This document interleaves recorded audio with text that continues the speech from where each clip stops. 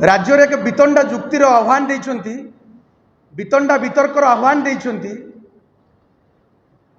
एबे आपन को माध्यम रे हमें प्रश्न करिया पई चाहू जे वितंडा वितर्कर कौन आवश्यकता पड़ेला। रेवेन्सा विश्वविद्यालय जहाँकि समस्त रेवेन्सा अभियान केवल नुहे राज्यर अगणित शिक्षाविद युवपीढ़ी छात्र मानकर भावावेग सहित जड़ित अच्छी। अन्य एक प्रसंग कहा ना रे नामित होईची से द्वितीय वितर्क। एबे प्रश्न होची केते दिन धरी भारतीय जनता पार्टी केंद्र थिला सरकार एबे राज्य भी अच्छी केते दिन धरी एमती रंग परिवर्तन करी नाम को परिवर्तन करी मिछ बाहास्पट नापी चेष्टा करेंगे। जवाहरलाल नेहरू विश्वविद्यालय ना परिवर्तन करने चेष्टा कले सेठी विफल हेले। एटा सत्य जे गुजरात रे मध्य आपण जानिचंती सरदार वल्लभ भाई पटेल का नाम रे जो नामित होइतिला स्टेडियम ताकू परिवर्तन करी नरेंद्र मोदी का नाम नामित करदेले सेठी सफल हो गले। किंतु मन रखंतु भारतीय जनता पार्टी नेता केंद्र सरकार राज्य सरकार मन रखा उचित ये हूँ जगन्नाथ माटी। ओडिशा गोटे शांतिप्रिय राज्य किंतु ओडियावासी ओडिशार युवक मानक सहित ओडिशार छात्र छात्री मानक भविष्य सहित तांको भावावेग सहित जदि खेल खेलिया चेष्टा करती ता परिणाम भयंकर हो। आपण जानी रखिबा दरकार वितर्क आपण आह्वान करिसेंती रेवेन्सा विश्वविद्यालय नाम रे परिवर्तन होवा दरकार।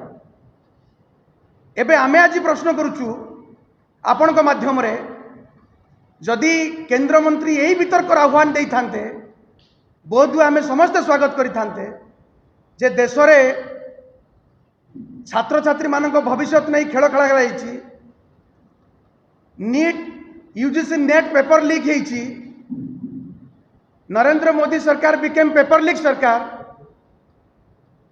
शेष विषय रे केबे वितर्क आह्वान करेंगे।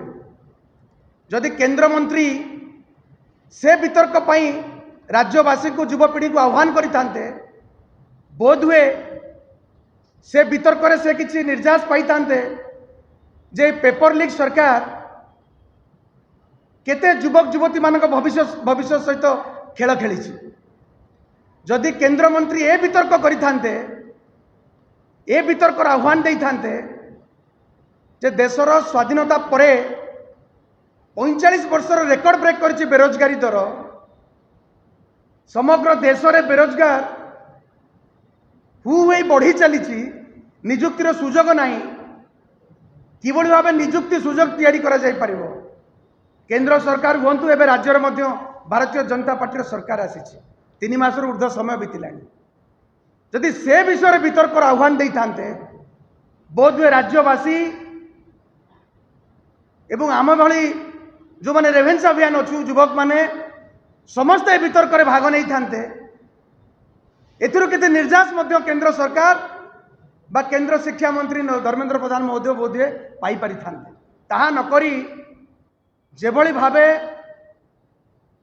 देशर इतिहास परिवर्तन करिया पई चेष्टा करूछंती वितंडा वितर्क आह्वान दउछंती प्रश्न करिछंती के केंद्र मंत्री जे टी रेवेन्सांकर कौन अवदान थिला जे तांको नाम रे विश्वविद्यालय नामकरण होबा उचित ना नहीं प्रश्न करिछंती। अन्य एक प्रसंग मध्य आज मु आपण को माध्यम रे पचारिया पई चाहूछि देश जेतेबेले स्वाधीन होउतला सेतेबेले आरएसएस रो कोन भूमिका थिला सेटा भी वितर्क होबार आवश्यकता अछि।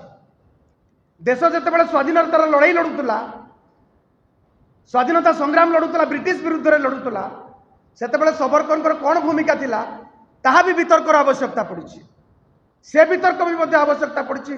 केंद्र शिक्षा मंत्री से वितर्क पई आह्वान दियंतु जेतेबेले देश तमाम ब्रिटिश विरुद्ध रे लड़ाई होउतला ब्रिटिश सरकार विरुद्ध रे समस्त लड़ाई करुतले सेतेबेले किए ब्रिटिशर मानकर दलाल साजिथिला किए ब्रिटिशर को फॉर रे एडवोकेसी करूतला से विषय मध्य वितर्कर आवश्यकता पड़ी। केंद्र शिक्षा मंत्री से वितर्कर आह्वान दिउ से सबू नकरी एभली वितंडा वितर्क करी 3 मासरू समय बीतीगलानी राज्य रे भारतीय जनता पार्टी सरकार दिशा निर्देश किछि नाही। आपण को माध्यम रे मध्य आपण देखि पारुथिबे राज्यवासी मध्य उपलब्धि करि सारले किछि दिशा निर्देश नाही। ए सरकार भविष्य पंथा कौन करिया पई चाहुचंती सरकार